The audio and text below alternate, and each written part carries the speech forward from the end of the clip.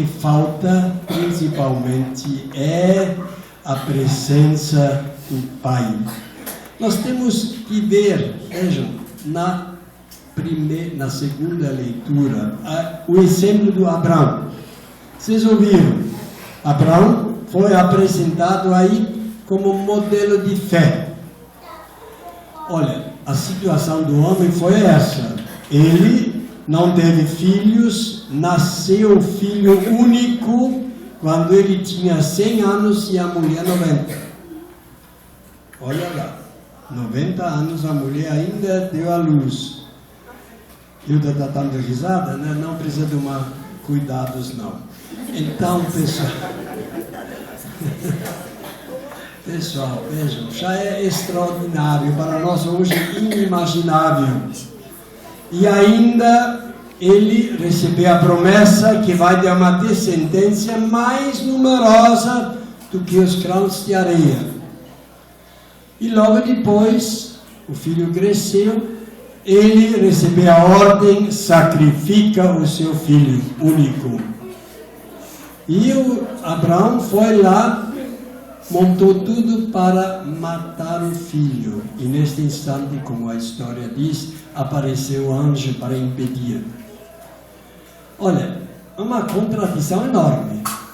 Ele, em circunstâncias tão extraordinárias, ainda recebe um único filho. E depois ainda a promessa que vai ter uma descendência numerosa. E no fim, Deus exige que sacrifique o único filho. Parece tudo loucura, não é? Como? Que Deus é esse? Mas esta história serve também para perceber. Vejam, a força geradora não é do homem. A força geradora, a continuação da vida é garantida por Deus. Isto nós temos que perceber aí. E aí eu lembro o primeiro capítulo do Evangelho de São Mateus. Olha, é interessante lá, se vocês têm paciência, podem chegar em casa, pegam a Bíblia e leiam. Lá é uma longa fila. Jesus é o filho de Davi, e depois filho de Abraão, de Isaac. Isaac gerou Jacó, Jacó gerou Judá, e depois veio uma longa fila onde sempre se repete, e gerou, função geradora do homem. Só que na 17ª geração tem uma coisa interessante, na última, termina a fila com José, e José não gerou. Lá se diz, e José era o esposo de Maria, da qual nasceu o Messias. Percebem a contradição que há? Uma longa fila de homens, patriarcas, geradores, a função de fazer filho, está em primeiro lugar. Para depois dizer, mas nenhum deles é realmente o gerador de Jesus. Porque quem gerou o filho de Maria foi quem? O Espírito Santo. Vejam, o próprio Evangelho dá uma resposta, e este é um aspecto bem atual para uma sociedade altamente machista e patriarcal, onde o homem é colocado no lugar de Deus, o grande gerador, como se fosse ele o dono do mundo, e do qual tem que depender filhos e mulher. O Evangelho dá uma resposta e diz, mas isto não é a vontade de Deus, porque o verdadeiro criador da vida não é o macho, na sua função sexual geradora. O verdadeiro criador é Deus. E aí lembramos Gênesis 1:1, O primeiro capítulo 26, onde se diz: e Deus os criou homem e mulher e homem os criou, e os dois iguais é o ser humano. Veja, essa é a criação original do homem. A partir de Gênesis 2, aí vem a história mais conhecida de Adão e Eva. Aí o homem é colocado, primeiro ele é criado, depois a mulher de um pedacinho da costela, que não é outra coisa do que afirmar que o homem é até a mãe da sua esposa. Vejam, aí esta segunda criação é a projeção de uma sociedade machista em cima da religião de Deus. Até Deus, então, fica ao lado de um sistema que favorece o homem e do qual tem que depender a mulher e os filhos. Esta é a situação do pecado, não é a original. E Jesus veio para restabelecer a ordem original. Isto significa, veja, a paternidade não é algo que garante superioridade ao homem, só porque ele é o gerador, não significa que ele é dono do mundo.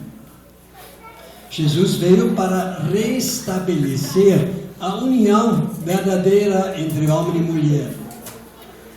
Temos que ver muito bem isso, porque, meus irmãos, minhas irmãs, como eu costumo lembrar no Dia das Mães, também o faço no Dia dos Pais. Nós todos, claro, nascemos homem e mulher, mas a nossa criação não é para sermos homens e mulheres, mas para sermos futuros pais e mães. Toda a brincadeira dos meninos é de futuros pais. Aquele conquistador tem que ter um comportamento agressivo porque você é macho, olha, e se não, este menino vai ser isso. Ou então a menina, futura mãe, já brinca com bonecas, já tem que ser aquela imagem que a sociedade dela faz. Isto significa, de forma muito clara, não somos educados para sermos homens e mulheres, mas para sermos imagens de homens e de mulheres, e que tem que funcionar. Hoje, muito claro isso, muito, porque o homem, conhecendo que não cumpre a sua imagem de macho, é bicha, é claro, condenado como tal e difamado da pior forma. Isto hoje é evidente, porque a imagem tem que ser realizada e vivida. A respeito da mulher, a mesma coisa. Só que o problema não é só agora que diverge da imagem, mas é a origem disso. Uma sociedade inteira educa-nos para uma alienação, onde nós não somos nós mesmos, mas imagens que têm que funcionar. E nós, sem perceber, achamos que a nossa felicidade é exatamente esta: funcionar como imagem. O que significa isso? Nos casamentos não tem relacionamento pessoal, não é homem e mulher que se relacionam, mas imagens de machos e mães se relacionam. O que significa o lado pessoal fica de fora, é negado. E isto, claro, tem influência sobre os filhos, porque eles são educados do mesmo jeito, para ser imagens. O meu filho não pode se expor a uma calúnia, uma difamação, tem que ser um macho. Eu vejo isso, moleques, 3, 4 anos, olha, para aí, sou macho, olha, já fica, tá, nesse daí, bate no outro, porque sou macho. Olha, dá uma tristeza ver isso, porque O pai fica orgulhoso, a mãe também. Fica orgulhoso porque o filho já nesta idade mostra o que é. Olha, desgraça, porque este menino nunca vai se encontrar, nunca vai ser ele. E isso significa que o futuro dele não vai ser muito bom.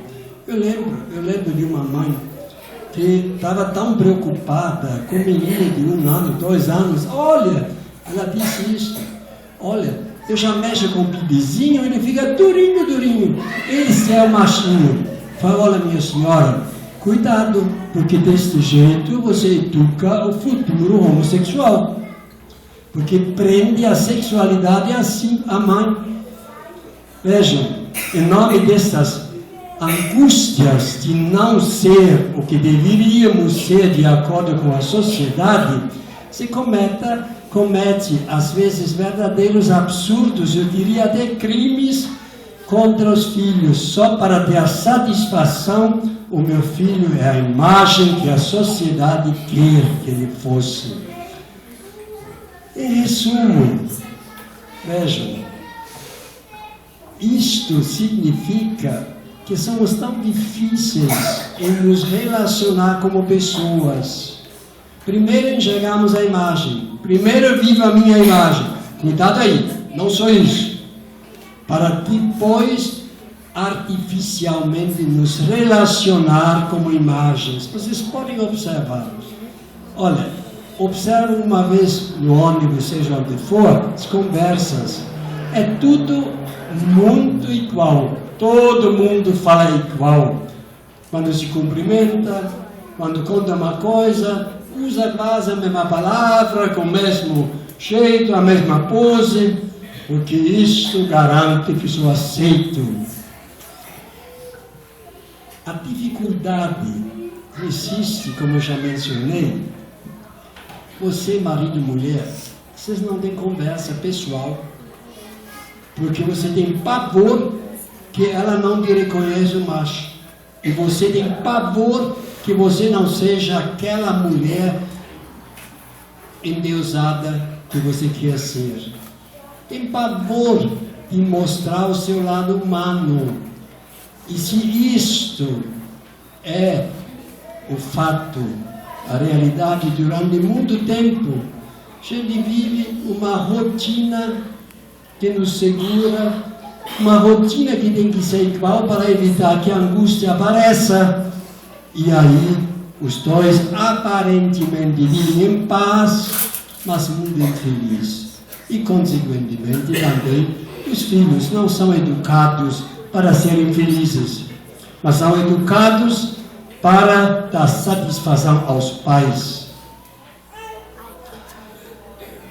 Agora, até na religião acontece isso. Como eu já disse no Gênesis 2, se faz de Deus um exemplo perfeito do macho, do patriarca. Um Deus lá em cima, ansioso para mostrar o seu poder. Agora, Jesus nos mostrou outro Deus. Deus não é isso. Deus não é preocupado com o seu poder. Um Deus que Ele chama de Pai, e que tem prazer que os outros sejam felizes. Vejam vocês que diferença. A imagem de Deus como Pai não é de poder, mas é de amor. Hoje, as formas religiosas mais procuradas insistem no poder de Deus. O sangue de Jesus tem poder, Deus tem poder, milagre, poder. Olha, tudo isso não é a essência de Deus. O que tem poder é o amor de Deus. Tem tanto poder, capaz de até entregar o seu próprio filho à maldade dos outros, para mostrar que o amor de Deus por nada pode ser destruído. O modelo do Pai é este Deus Pai. Um pai que se preocupa com o outro, com a esposa, com os filhos. Um pai capaz de ser humano, como Deus que se tornou humano, mundo humano. Um pai que não está preocupado com a imagem, mas está preocupado com a felicidade dos outros e da família. Veja, no Dia dos Pais, a verdadeira felicidade não é uma mentira de elogios. No Dia dos Pais, a verdadeira felicidade é a união que vocês criam em casa durante o tempo todo. É aquela compreensão mútua, aquela confiança mútua, a capacidade de um querer o bem do outro, estar feliz porque o outro é feliz. Esta é a verdadeira felicidade que aprendemos de um Deus que Jesus nos recomenda sempre invocar como Pai nosso. Creio em Deus Pai,